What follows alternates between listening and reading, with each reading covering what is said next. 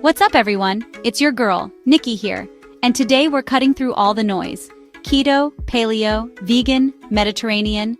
The internet is flooded with diet advice, and honestly, it can be overwhelming.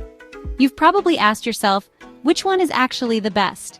Which one really works? Well, I'm here to tell you right now that the secret isn't about picking one trendy name over another. The truth is, no matter which diet you follow, the healthiest eating plans all share these 5 key principles. These aren't complicated rules or a restrictive fad. They are foundational, evidence-based truths about human nutrition that apply to just about everyone, everywhere. What I love about these principles is their simplicity and universality. This isn't about counting every single calorie or demonizing entire food groups. It's about building a sustainable, enjoyable relationship with food that fuels your body and mind for the long haul. We're going to strip away the confusion and get back to the basics of what truly constitutes a healthy diet. This isn't a quick fix, it's a blueprint for lifelong health. The goal here is to empower you with knowledge so you can make informed choices that feel good for your body, not just follow a rigid set of rules you saw online. So if you're tired of this diet roller coaster and you're ready to understand the core concepts that actually matter for your health, then you're in the right place. We're going to break down each of these 5 principles one by one and show you how easy it is to incorporate them into your daily life. It's simpler than you think, and by the end of this video, you'll have a clear, actionable framework for eating well, for good. Let's get to it. Alright, first up, and this one is a massive game changer, fill your plate with plants. I'm talking about making vegetables, fruits, legumes like beans and lentils, whole grains, nuts, and seeds the star of your meals. A good visual rule of thumb is to have at least half your plate covered in these plant-based powerhouses at every meal. This isn't about becoming a vegetarian or vegan unless you want to, but about recognizing the incredible density of nutrients that plants provide. They are packed with the vitamins and minerals your body craves to function optimally, from vitamin C in bell peppers to potassium in bananas. But it's not just about vitamins and minerals. Plants are our primary source of dietary fiber. Fiber is crucial for a healthy gut microbiome. It helps keep you feeling full and satisfied, which can prevent overeating, and it's essential for regular digestion. Think of it as the cleanup crew for your digestive system. Beyond that, plants contain something truly special called phytochemicals. These are natural compounds like antioxidants and anti-inflammatory agents that protect our cells from damage, fight off chronic inflammation, and have been shown in countless studies to lower the risk of chronic diseases like heart disease, type 2 diabetes, and even some cancers. So, how do we do this in real life? It's easier than you think. How about starting by adding a handful of spinach to your morning smoothie or eggs? For lunch, instead of just a sandwich, add a big side salad or some sliced cucumbers and carrots. At dinner, challenge yourself to try one new vegetable a week. Roasting vegetables like broccoli, cauliflower, and Brussels sprouts with a little olive oil and salt brings out their natural sweetness and makes them incredibly delicious. The more color you can get on your plate from different plants, the wider the array of nutrients you're giving your body. It's that simple. Right, let's talk about protein. This macronutrient is absolutely essential. It's the building block for literally everything in your body. We're talking muscles, bones, skin, hair, and even the enzymes and hormones that regulate your metabolism. Not getting enough protein can lead to muscle loss, especially as we age, a weaker immune system, and feeling tired and weak. The goal is to get enough to support your body's strength, repair processes, and overall health.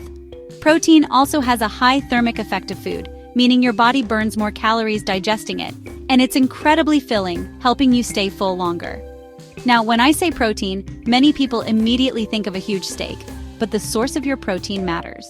Current research consistently points towards prioritizing plant-based protein sources and seafood. Things like lentils, chickpeas, tofu, edamame, and quinoa are fantastic options. They not only provide quality protein, but also come packaged with that fiber and those phytochemicals we just talked about.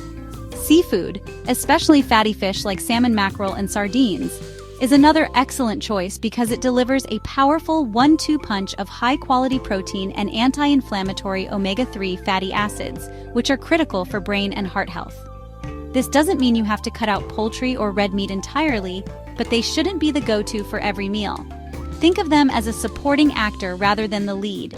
Aim to have fish a couple of times a week and incorporate a meatless Monday or a few plant-based meals throughout your week. You can add beans to your soups and salads, snack on a handful of almonds, or try some grilled salmon for dinner instead of a burger.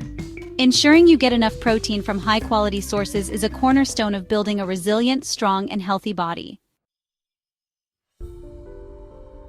Principle number 3 is a big one in our modern world. Stick to whole and minimally processed foods as much as possible.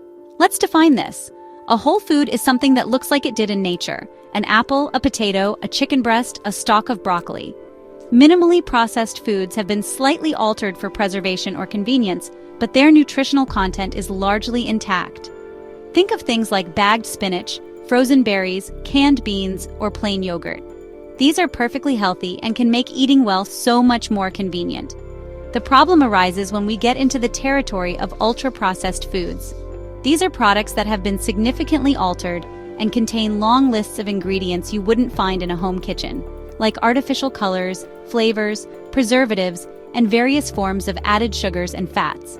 Think of things like sugary cereals, packaged cookies, frozen pizzas, and ready meals.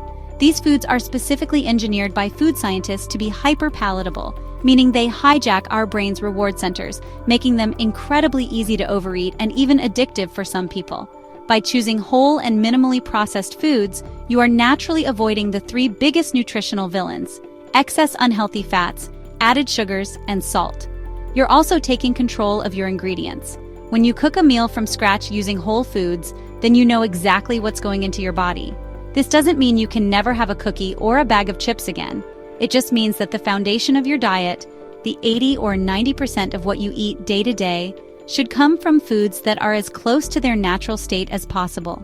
Shop the perimeter of the grocery store, where the fresh produce, meats, and dairy are, and you'll be on the right track. This next principle flows directly from the last one. Be mindful of your intake of saturated fats, added sugars, and sodium salt. When you focus on whole foods, you naturally limit these, but it's still important to be aware of the specific guidelines. Let's start with saturated fat, which is found primarily in red meat, full-fat dairy products, butter, and tropical oils like coconut and palm oil. While not the absolute villain it was once made out to be, high intake is still linked to increased LDL or bad cholesterol levels, which is a risk factor for heart disease. The general recommendation is to keep saturated fat to less than 10% of your total daily calories. Next is added sugar, and this one can be really sneaky. It's not the natural sugar in a piece of fruit we're worried about, it's the sugars and syrups added to foods during processing. You'll find it in the obvious places like fizzy drinks, sweets, and pastries, but it also hides in salad dressings, pasta sauces, bread, and flavored yogurts. A high intake of added sugar contributes to inflammation, weight gain, fatty liver disease, and a significantly increased risk of type 2 diabetes and heart disease.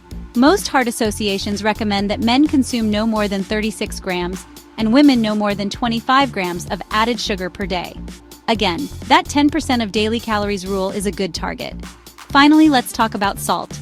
Our bodies need a small amount of salt to function, but most of us get way too much, primarily from processed foods and restaurant meals.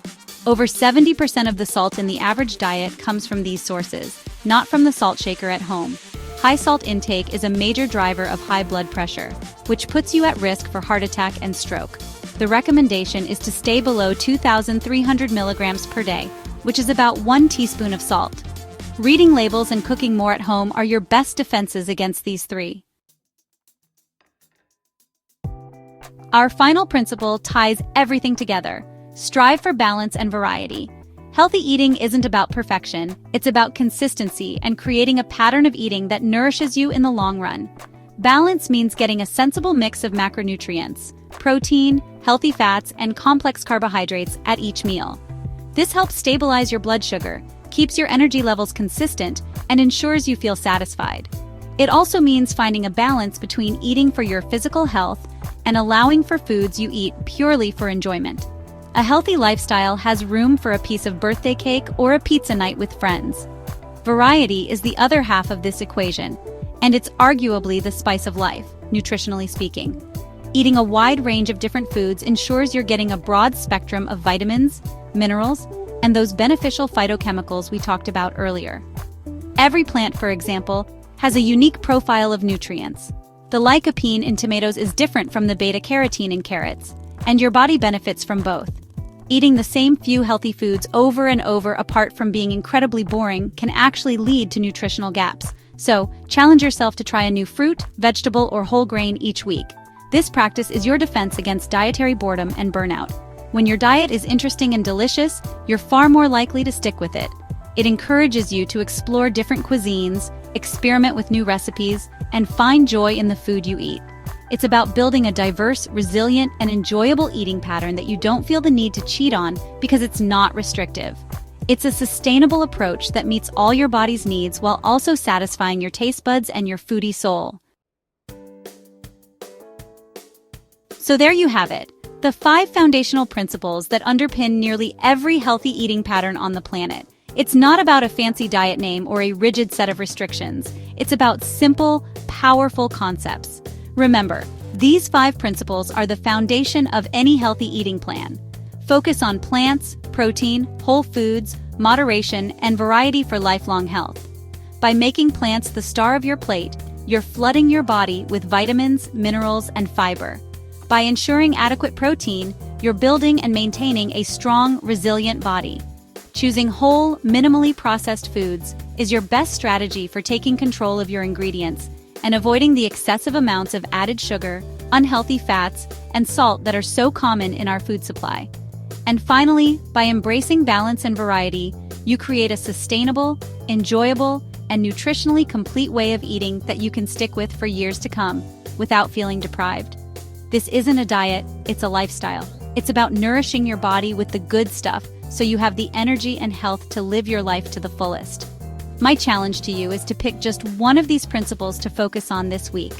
Maybe it's as simple as adding one more serving of vegetables to your day, or trying one new plant-based meal. Small, consistent changes are what lead to massive results over time. Let me know in the comments below which principle you're going to start with. As always, stay happy and healthy.